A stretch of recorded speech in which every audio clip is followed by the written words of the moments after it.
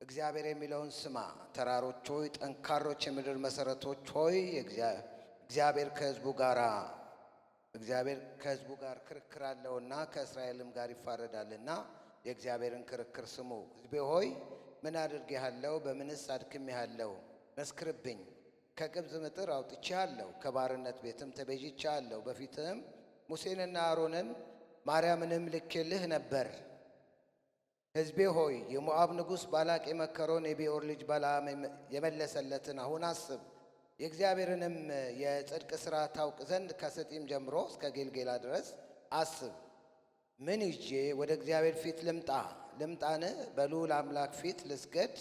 የሚቃጠለውን መሥዋዕትና የአንድ ዓመት ጥጃ ይዤ በፊቱ ልምጣን? እግዚአብሔርን በሺህ አውራ በጎች ወይስ በእልፍ የዘይት ፈሳሾች ደስ ይለዋልን? ወይስ የበኩር ልጅን ስለ በደሌ የሆዴንም ፍሬ ስለ ኃጢአቴ እሰጣለሁን? ሰው ሆይ መልካሙን ነግሮሃል። እግዚአብሔርም ከአንተ ዘንድ የሚሻው ምንድን ነው? ፍርድን ታደርግ ዘንድ ምሕረትንም ትወድ ዘንድ ከአምላክም ጋር በትሕትና ትሄድ ዘንድ አይደለምን? ትንቢተ ሚክያስ መጽሐፍ የተጻፈበት ጊዜ እስራኤላውያን በእግዚአብሔር መንገድ ባለመሄዳቸው ለመገሰጽ የተጻፈ መጽሐፍ ነው። ለሚክያስ የሚጽፈው ለእስራኤላውያን ነው።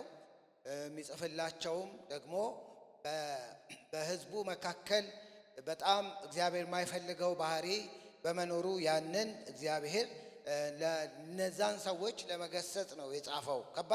ከባድ ጊዜ ላይ ነበሩ። ኢኮኖሚካሊ ጥሩ ናቸው፣ ግን በእግዚአብሔር መንገድ ግን እየሄዱ ያልነበሩ ሰዎች ናቸው። ሀብታሞቹ በሀብታቸው የድሆችን መሬት ይነጥቁ ነበር። ዳኞቹ ጉበኞች ነበሩ። ኢቭን ካህናቱም ስግብግቦች ነበሩ። ሀብታሞቹንም ይገስጻል ሚክያስ፣ ካህናቱንም ይገስጻል ሚክያስ፣ ዳኞችንም ይገስጻል፣ ባለስልጣናትም ይገስጻል ሚክያስ። የሚቀረው ነገር የለም። ሰባተኛው ምዕራፍ ላይ ስለ ሕዝቡ ሁኔታ ሲናገር ምን ይላል? ሕዝቡ በቤተሰቡ ራሱ ጠላቱ ነው ይላል። ማህበራዊ ሕይወቱ የተቃወሰ መሆኑን ያሳያል። ማህበራዊ ሕይወቱ ብቻ አይደለም፣ ከእግዚአብሔር ጋር ያላቸውም ነገር ጥሩ አይደለም። ሚክያስ ራሱ ሰባተኛው ምዕራፍ ላይ እኔ ይላል አይደል? እኔ እንደ ቃርሚያ ሆኛለሁ ይላል። ቃርሚያ ሆኛለሁ ማለት ደግ ሰው፣ መልካም ሰው፣ ለእግዚአብሔር የሚኖር ሰው ቢፈለግ በቃ አታገኙም ማለት ነው።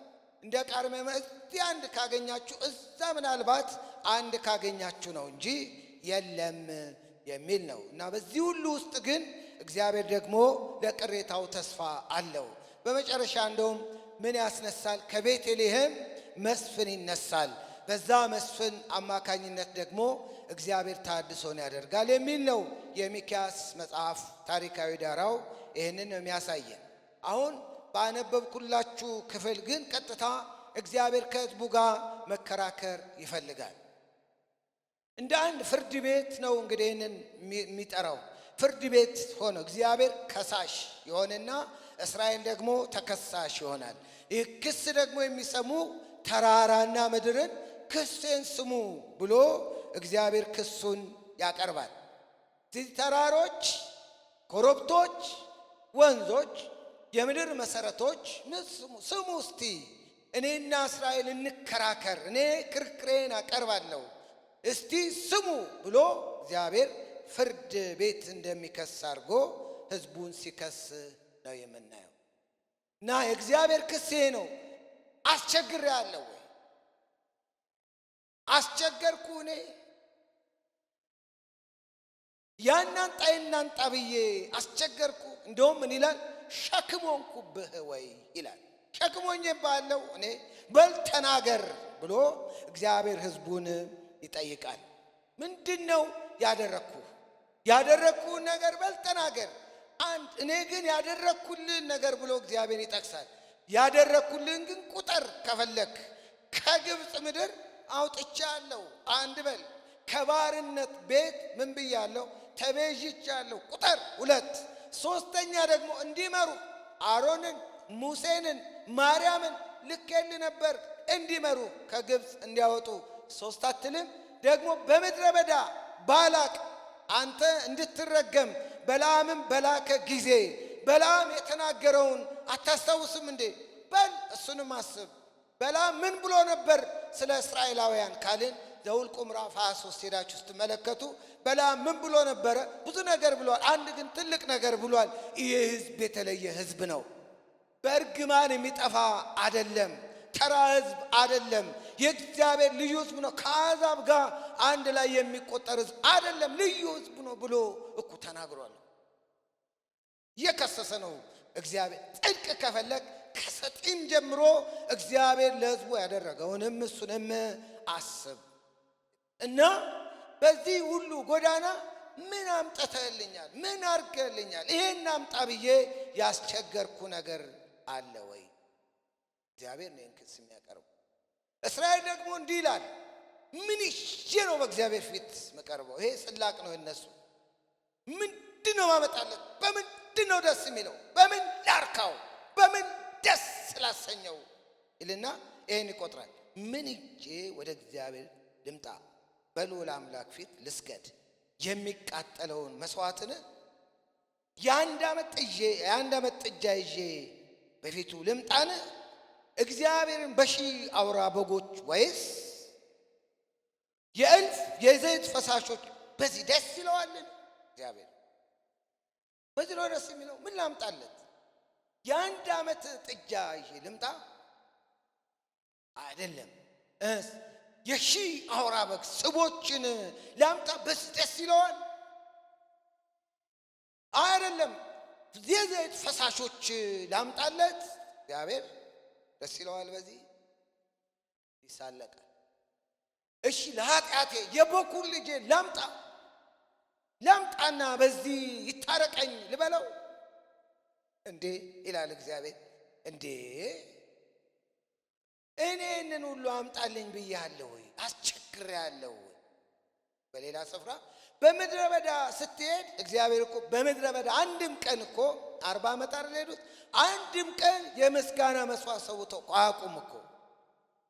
አንድ ቀንም እኮ እግዚአብሔር ፊት መስዋዕት ሰውተው አያውቁም። አመስግኑኝ ብቻ ነበር ያለው እግዚአብሔር። ከነሱ ምንም አልፈለግም። ምንድነው እሱ ይሄን ያህል እንዲህ የምትለው? እግዚአብሔር ክስ ያቀርባል። ላምጣ የሆዴን ፍሬ በኩሬ ልጅ ላምጣ? ይሄ የአሕዛብ ልማድ ነው። እንደውም እግዚአብሔር የማይፈልገው ልማድ ነው። እሱን ላምጣና ደስ ላሰኘው ይላል። እግዚአብሔር ደግሞ እንዲህ ይላል፣ እንዲህ ሰው ሆይ ምንድን ነው የምትፈልገው? መልካሙን ነገር ያህል የምፈልገውን ነገር ነግሬሃለሁ። ምንድን ነው እግዚአብሔር የሚፈልገው? የአውራ በግ የሺህ አውራ በግ ስብ ነው። አነሳው ሊጨምር ነው እንግዲህ። ካነስ ሺህ አውራ በግ ካነስ 2000 ላርግለት፣ 3000 ላርግለት። እሺ ብዙ ፈሳሽ ላምጣለት፣ ዘይት ላፍስስለት፣ በጋን ላምጣና ቤቱ ፍስስ ላርግ። በዚህ ነው ደስ የሚለው። በዚህ አይደለም እግዚአብሔር ደስ የሚለው። በዚህ ከተደሰተ ጠንቋይ ነው። አነሰ ጭብጨባ፣ አነሰ ከበሮ፣ አነሰ ዘይት፣ አነሰ በሬ፣ አነሰ የሚለው ጠንቋይ ነው። በዚህ እግዚአብሔር ደስ አይለውም። ሁሉም የሱ ስለሆነ ምንም የምታመጣለት ነገር የለም። ሁሉ የሱ ስለሆነ በዚህ አይደለም እግዚአብሔር ደስ የሚሰኘው።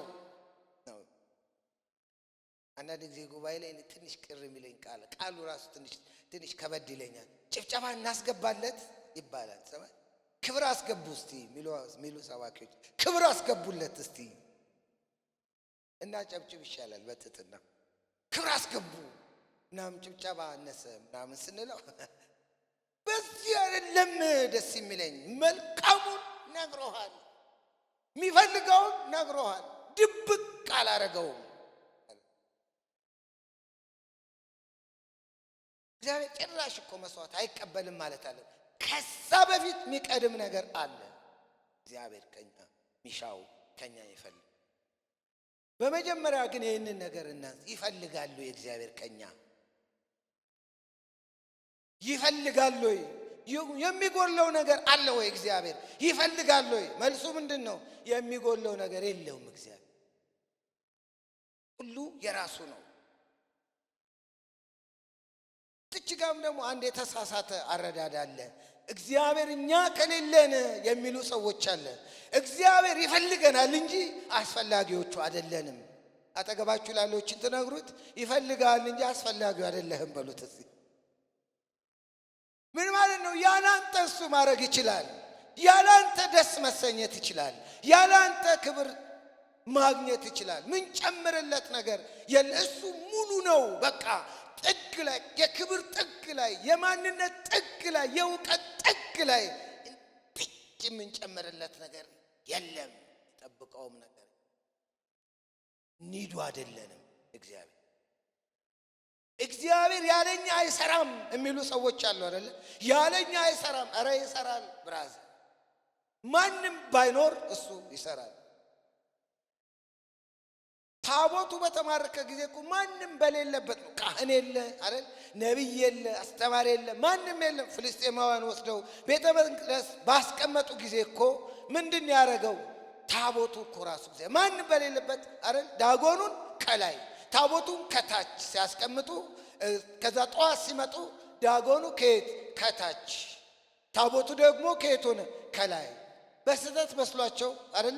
በስተት መሰላቸውና መልሰው ይሄ ነገር ማን ነው ዝም ብሎ እንደዚህ አይነት ነገር የሚያደርገው ብሎ እንደዚህ ነው መሆን ያለበት ብለው ዳጎኑ ከላይ ታቦቱን ከታች አረው። በሚቀጥለው ቀን አበዛችሁት አይነት ነገር ነው መሰለኝ። የዳጎኑ ክንዱ እዛ፣ ጭንቅላቱ እዛ፣ ምኑ እዛ ገባቸው። የዛን ጊዜ ብቻውን እግዚአብሔር ይሰራል። ብቻውን እግዚአብሔር ይዋጋል። ማንም ባይኖር ግን ደስ የሚለው እግዚአብሔር ፈለገ፣ ከሱ ጋር እንድንሆን ፈለገ።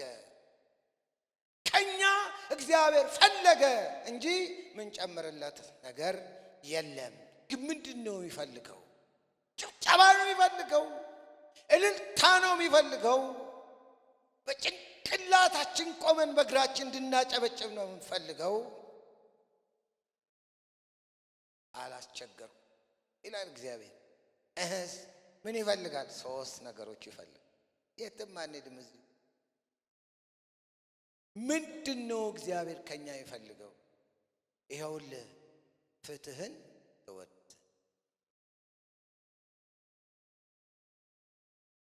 የበኩር ልጅህን አይደለም፣ 10,000 በጎች ስብ አይደለም፣ ብዙ የዘይት ፈሳሽ አይደለም።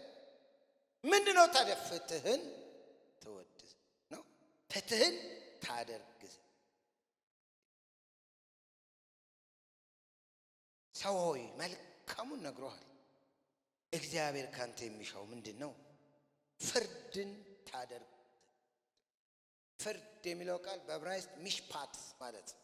ሚሽፓት ማለት ከተጎዳው ጎን መቆም፣ ከተቸገረው ጎን መቆም፣ ከተበደለው ጎን መቆም። ይሄን እግዚአብሔር ካንተ ለምን ይፈልጋል ካል ይሄ እግዚአብሔር የራሱ ባህሪ ነው። የእግዚአብሔር እኛ የእግዚአብሔር የባህሪው ምንድነን? ተወካዮች ነን። እግዚአብሔር በእኛ መታየት የሚፈልግ አምላክ ነው። ክብር ለሱ ይሁን። ስለዚህ ምንድነው የሚፈልገው? ፍርድን ታደርግ ዘንድ፣ ሚሽፓት ይኖር ዘንድ፣ ትቆም ዘንድ ከተጎዳው ጋር ትክክለኛን ነገር ታደርግ ዘንድ። ለዚህ አመለካከት ይሄ በእኛ ሕይወት እንዲኖር እኔ አንድ ነገር ያስፈልገናል እላለሁ። እሱ ምን መሰላችሁ? ሰዎችን ሁሉ እግዚአብሔር እንደሚያይ ማየት። ሰዎችን እግዚአብሔር የሚያየው በዘራቸው አይደለም፣ በጎሳቸው አይደለም፣ በእውቀታቸው አይደለም። ሰዎችን ሁሉ እግዚአብሔር የሚያየው በመልኩ በአምሳሉ እንደፈጠራቸው ነው። በእግዚአብሔር መልክና አምሳል የተፈጠረ ነው ብለን ካሰብን ዘሬ፣ ወገኔ፣ ጎሳዬ አንልም። ሰዎችን ሁሉ እኩል እናያለን። ለሰዎች ሁሉ ፍርድን ማድረግ እንችላለን። ይሄን ነው የሚፈልገው እግዚአብሔር። ጭብጨባ አይደለም፣ እልልታ አይደለም፣ ከበሮ አይደለም፣ ስብከት አይደለም፣ ዝማሬ አይደለም። እግዚአብሔር የሚፈልገው ነው። ምንድን ነው የሚፈልገው? ፍርድን ታደርግ። ማለት አናጨበጭብ ማን ዘምርም እልልም አንልም አንሰብክም አንዘምርም እያልኩኝ አይደለም። ግን ቀድሞ እግዚአብሔር ምን ይፈልጋል ካልክ ይሄንን ነው። አለዛ ይከራከረን ይቆማል፣ ይጠራብናል። ተራሮችን እንደጠራ ወንዞችን እንደጠራ የምድር መሰረቶችን እንደጠራ ይሄን ቤት ይጠራዋል ማለት ነው። ምን አጎደልኩ ምን አርገኝ ብዬ አስቸገርኩ ይለናል። እና ምንድነው ታዲያ ከኛ የሚፈልገው? ፍርድን ታደርግ። ስለዚህ እነኚህ ህዝቦች ፍርድ እያደረጉ አይደለም። ሀብታሞቹ እየነጠቁ ነው ድሆችን፣ የድሆችን መሬት ይነጥቃሉ። ኃይል ያላቸው ስልጣን ያላቸው ሰዎች ኃይለኛ ናቸው። በሌሊት ያስባሉ ይላል። በሌሊት ምን እንደሚያደርጉ ያስባሉ፣ ሲነጋ ደግሞ ይፈጽሙታል፣ ይነጥቃሉ። ጉቦኞች ናቸው ዳኞች። ካህናቱ ደግሞ ቅድም እንዳልኩት ስግብግቦች ናቸው። ፍርድ ቢጣል ድሃ ቢበደል ማንም ቢወድቅ ግድ አይሰጣቸው። ይሄ እግዚአብሔር ካንተ ይሻል።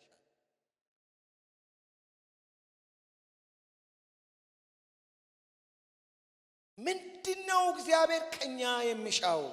ሁለተኛውን ልናገር፣ ይሄን ይፈልጋል። ምህረትን ተወድስ፣ ምህረትን ውደድ። ይሄን የሚሻው እግዚአብሔር። ይሄን ካረግ ግድ የለም ባሰብክ፣ ግድ የለም ሙታንን ባታስነሳ፣ ግድ የለም ዕውርን ባታበራ፣ ግድ የለም ምህረትን ከወደድክ እሱን አይደለም የሚሻው። ዕውር አብራልኝ፣ ሽባ ተርትርልኝ፣ ወንዝ ክፈልልኝ አላለም እግዚአብሔር። ምን አለ እግዚአብሔር? ምህረትን እወድ።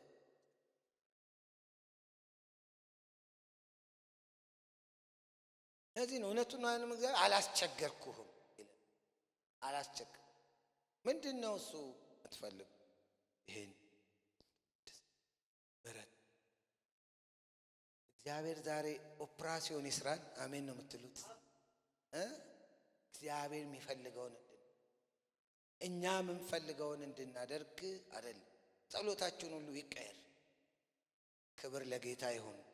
በጣም የእግዚአብሔር ሰው መሆን ትፈልጋላችሁ? ይኸውላችሁ ምህረትን ተወድ ማር። ምህረት ማለት ይቅር ማለት ብቻ አይደለም፣ መርዳትንም ይጨምራል። መርዳትንም ማገዝንም ይጨምራል። መርዳት ደጉ ሳምራዊ ትዝ አይላችሁም? ደጉ ሳምራዊ አንድ ሰውዬ ነበር።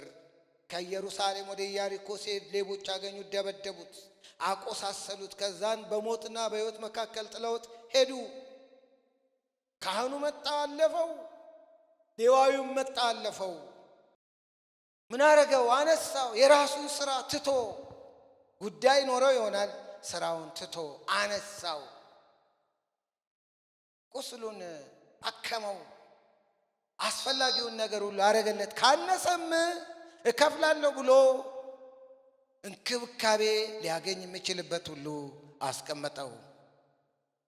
ማን ነው እሱ ምህረት ያደረገለት ብሏል ጌታ። ይኸው ይሄ ሰው ነው ምህረት ያደረገ። ይህንን ትወድ ዘንድ መርዳትን ማገዝን ትወድ ዘንድ ይህንን ነው እግዚአብሔር ሚሻው የሚፈልገው። ትልቅ ነገር አይደለም ነው የሚለው። እዚህ ጋር ነው እግዚአብሔር የሚፈልገን። እዚህ ጋር ነው እግዚአብሔር ከኛ የሚፈልገው። እዚህ ጋር ነው መንፈሳዊ ሕይወት፣ እዚህ ጋር ነው የክርስትና ማንነት የሚገለጠው። እዚህ ጋር ነው በቂም ተይዘን በቁርሾ ተይዘን ተጠላልፈን ከዚህ ከዛ ተቧጭቀን ከዚህ ከዛ ተያይዘን እልል እንድንል አይደለም። ምህረትን ተወድ ዘንድ እግዚአብሔር እኮ ነው ይህንን ነው የምፈልገው ይላቸዋል ህዝቡን። ምንድነው እሱ? ይዤ ልምጣ በእግዚአብሔር ፊት ብለህ አትሳለቅ። ጨባ ላምጣ፣ እልልታ ላምጣ፣ ካነሰ ጨምራለሁ። ምንድነው እግዚአብሔር የሚፈልገው? እግዚአብሔር ረጋ ብሎ ይሄን ነው የምፈልገው። ምን? ምህረትን ተወድ ዘንድ ማለት ሁልጊዜ ታደርገው ዘንድ፣ ሁልጊዜ ትለማመደው ዘንድ፣ በዚህ ደስ ይሰኝ ዘንድ፣ በዚህ ትረካ ዘንድ፣ ለዚህ ትጸልይ ዘንድ። ዛሬ ምን ጸልየው ለዚህ ነው። ምህረትን እንድንወድ እርዳን። አሜን።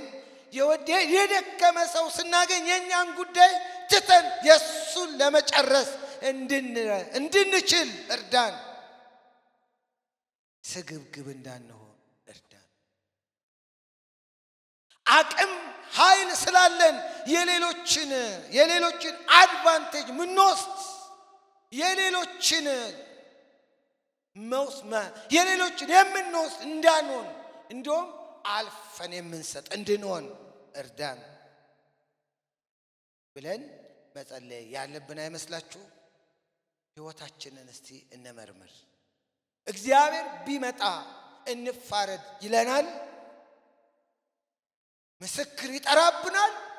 ወይስ ያለህን አጥንተህ ያዝ ይለናል? ራሳችንን መመርመር አለብን። እናውርድ ወደ መሬት ክርስትናን። አሜን። ጌታ ይርዳን። ምንድነው ከኔ የሚፈልገው? ምን ይዤ ነው ወደ እግዚአብሔር ፊት መቀርበው? ላምጣ የበኩር ልጅ ለኃጢአቴ ይቅር በለኝ። ይኸውልህ የበኩር ልጄን አመጣሁልህ ስለው ነው ይቅር የሚለኝ? አይደለም። ከአምላክ ጋር በትህትና ትሄድ። ላምጣ እጅ በጎች ይዤ ልምጣ? በሲኖትራክ የበግ መዓት ይዤ ልምጣ? በጋን አድርጌ ዘይት ይዤ ልምጣና ፊት ድፍት ልበል? አይደለም። ከአምላክ ጋር በትህትና ትሄድ። ግድ የለም ያዘው፣ ዘይቱ ላንተ ይጥቀም። እኔ የምፈልገው ይሄን ነው። ምን? ከአምላክ ጋር በትህትና ትሄድ። ሶስተኛ እግዚአብሔር የሚፈልገው ይሄንን ነው ከኛ። ምን ይፈልጋል? ትህትና። ምንድነው ትህትና? በዚች ውሰዷት። ትህትና ማለት እግዚአብሔር ላይ ጥገኛ መሆን። በራስ እንደቆምክ አታስብ። በራስ እንደሆንክ አታስብ። በራስ እዚህ እንደደረስክ አታስብ። አንድ ነገር ለዚህ ያበቃኝ እሱ ነው፣ ለነገም የሚያኖረኝ እሱ ነው። በትህትና ከእግዚአብሔር ጋር መሄድ የሚቻለው በትህትና ነው። ትሁት መሆን ሩቅ አይደለም። ትዕቢት ሩቅ እንዳይመስላችሁ። አናቅም ጥልፍ ሲያደርገን አካባቢያችን ትዝ ይላል። እንትና ማለት ስለሺ ትዕቢት የሚያጠቃችሁ እስቲ ቁሙ አለ። ቆምን የተወሰነ ሰው። እኔ ዛን ቀን ቆም ያለውን የእውነት ባለፈው ከሳሚ ጋር የሆነ ቦታ ስንሄድ እንዲህ ትሁት እየሆንኩኝ ነው እንዴ ስለው ትሁት መሆንን መናገር ራሱ ትዕቢተኛ ናል። እና ሩቅ አይደለም ትዕቢት ለማለት ነው። እና ቁሙ አለ። እኔ ግን የዛን ቀን ቆም ያለው ነኝ እና አገልጋዩ አለና የሚያጠቃቸው ቁጭ ያሉት ናቸዋል። ሩቅ አይምሰላችሁ። በእያንዳንዱ ነገር እግዚአብሔር ነው የሚል የተዋረደ መንፈስ እኔ ስላለው ነው እኮ የሚሉ አሉ ደፍረው። እኔ ባልኖር ኖሮ አልፎ ተርፎ የጀርባ አጥንት ነኝ የሚሉ አሉ። ኧረ ተረጋጋ። እኛ የሰው የጀርባ አጥንት የለንም። እኛ የእውነት አምድ ራሱ ክርስቶስ ነው። ክብር ለጌታ ይሁን። ትዕቢተኛን እግዚአብሔር ምን ይላል? ይጠላል አይልም። ትዕቢተኞችን ይጠላል እኮ ይሻላል። ይቃወማል። ለትሑታን ግን ጸጋን ይሰጣል። አየህ፣ እነማን ናቸው ከእሱ ጋር በትህትና የሚሄዱት? ትሑታን ናቸው። ለምን? ጸጋ ይሰጣቸዋል። እቺ ለክብሬ ስትል ቀንድ ያወጣላል፣ ጭራ ታወጣለህ። ልብ አውሬ ልብ ይሆናል። ከቤተ መንግሥት ትወጣለህ። ከጅብ ጋር እንድትኖር ያደርግሃል። ለምን? እግዚአብሔር አይፈልግም። ጥገኛ እንዳንሆን ያደርገናል። ትዕቢተኛ። ትሁት ማለት ጥገኛ፣ ከእግዚአብሔር ጋር ለመቀጠል። ትዕቢተኛ ከሰውም ጋር ከእግዚአብሔርም ጋር አይኖርም። ትዕቢት ይላል ወንድማችን ሰለሞን አበበ ገብረ ማርያም። ትዕቢት የሰይጣን እርካብ ነው ይላል። እርካብ የምታውቁ ይመስለኛል። እርካብ ፈረስ ላይ ለመውጣት እንደዚህ ረግጠን ነው የምንወጣው። እርካቡ ነው ትዕቢት። ምንም ይሁን እሱ ነው ያደረገው። እኔ አይደለሁም፣ በራሴ አይደለም፣ በኃይሌ አይደለም። ትዕቢት ውድቀትን ምን ትላለች ይለናል መጽሐፍ ቅዱስ። ውድቀትን ትቀድማለች። ሩቅ አይደለም ትዕቢት፣ በዙሪያችን ነው። ሁልጊዜ ኮንሽስ መሆን ያስፈልገናል። ንቁ መሆን ያስፈልገናል። ጠልፎ እንዳይጥለን እግዚአብሔር ራሱ ማስተዋልን ይስጠን። ሃሌሉያ። ምን ይፈልጋል እግዚአብሔር ከኛ? ምን ይፈልጋል? ሰው እኮ አይደለም የፈጠረን አምላክ፣ ያዳነን ጌታ፣ የሞተልን ኢየሱስ ካንተ ይፈልጋለሁ ይለናል። ምን ስንለው? በትህትና ትሄድ ዘንድ፣ እኔ ላይ ጥገኛ ትሆን ዘንድ፣ በራስ እንደቆምክ እንዳታስብ፣ ምንም ነገር ሲሆን አንተ በራስ ያመጣው እንደሆነ እንዳታስብ፣ ለአንተ የረዳ አምላክ አለ። እንዳይሆኑ እኮ ነው ያረጋቸው። ትዕቢት የሰይጣን ነው ወገኖች። እንዳይኖሩ በእግዚአብሔር ላይ ጥገኛ ሆነው እንዳይኖሩ እኮ ነው ያወጣቸው። እነ አዳምን እነ ሔዋንን አይደለም። በትዕቢት ወደቀ ሰይጣን ተብሎ ተጽፏል። በትዕቢቱ ወደቀ። እግዚአብሔርን ማከብር መንፈስ ነው። በጣም አደገኛው ለእኔ የሚታየኝ ምሳሌ የሙሴ ነው። ሙሴ እኮ በእግዚአብሔር ቤት ውስጥ እኮ ብዙ እኮ እግዚአብሔር የተጠቀመበት ሰው ነው። ራሱ እግዚአብሔር እንኳን ሲመሰክርለት በምድር ላይ ካሉ ሁሉ ትሑት ነበር አለ። አንድ ቀን ግን ሙሴ ተሳሳተ። አፈለኩላችሁ አለ አይደለም። እግዚአብሔር እንዲህ አለ፣ አገባም አለ። 3 ጊዜ ለመነ። በቃ ወደ ከነዓን እንድገባ ብሎ 3 ጊዜ ለመነ። አትገባም አለው። ለምን? በሕዝብ ፊት አላከበርከኝምና። በራሱ ያደረገው እንደሆነ አሰበ። አይወድም እግዚአብሔር ትዕቢተኛን፣ ይቃወማል እግዚአብሔር ትዕቢተኛን። ዛሬ እግዚአብሔር እንደው በቅዱስ መንፈስ እንጥፍጥፍ ያርግልን ትዕቢታችንን ሳናቀው። ሀብታም ብቻ ትዕቢተኛ እንዳይመስላችሁ፣ እንደው ባለጠጋ ብቻ ትዕቢተኛ እንዳይመስላችሁ፣ ባለስልጣን ብቻ ትዕቢተኛ እንዳይመስላችሁ። ምንም የሌለውም እኮ አለ እኮ ትዕቢት። እነሱ ላይ ይበዛ ይሆናል እንጂ አለ፣ ሁላችንም ጋር አለች። ሁላችንም ጋር የሆነች ልንመካባት የምንፈልገው ነገር አለ። ዛሬ ዜሮ አርጓት ይችላል። እግዚአብሔር ብቻ ምኖረው መውጣው ምገባው እግዚአብሔር ብቻ። ስለሰራን አይደለም፣ የሆነ ነገር ስላደረግን አይደለም፣ ከሱ የተነሳ ነው። ከአምላክ ጋር በትህትና ትሄድ ዘንድ። ትዕቢት ያውላችሁ የሚበልጠው የመሰለውን ይንቀዋል፣ ይጠላዋል። ይበልጠኛል ብሎ ካሰበው ይንቀዋል። በልጠዋለሁ ብሎ ካሰበ ደግሞ ይንቀዋል። የለውም፣ ሚዛን የለውም። ሁሉ ጊዜ ጽንፍ ነው። ወይ ወደዛ ነው ወይ ወደዚህ ነው። ከሰው ጋር አኖርም፣ ከእግዚአብሔር ጋራም አኖርም። ትዕቢተኛ ጥሩ ነው።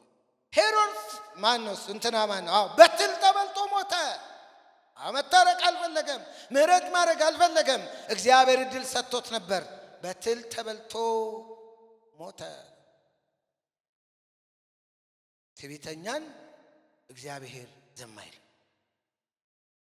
አይልም። እግዚአብሔር እድል እየሰጠው ይሆናል እንጂ ዝም አይልም። እግዚአብሔርን የምናሳየው በትህትናችን ነው። በትዕቢታችን ውስጥ እግዚአብሔር የለም። በእንቢተኛነት ውስጥ እግዚአብሔር የለም። እቺን ልናገር፣ በእል ውስጥ እግዚአብሔር የለም። እግዚአብሔር ያለው በምህረት ውስጥ ነው። እግዚአብሔር ያለው በትህትና ውስጥ ነው። እግዚአብሔር ያለው ፍርድን በማድረግ ውስጥ ነው። በወገንተኝነት ውስጥ እግዚአብሔር የለም። እኛ የእግዚአብሔር ወኪሎች ነን። አሜን። ጌታ ይርዳን። ምን ይሻል እግዚአብሔር ከኛ? እስቲ እጆቻችሁን አንሱና አይኖቻችሁን ጨፍኑ። እግዚአብሔር ሆይ በሉ እስቲ፣ ከኔ የምትሻው በሉ እስቲ፣ ምህረት እንዳደርግ ነው፣ ፍርድን እንድወድ ነው፣ በትህትና እንድሄድ ነው።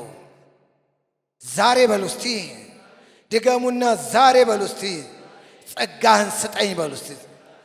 እጆቻችን እንዳነሳን ቆመን እንጸልይ።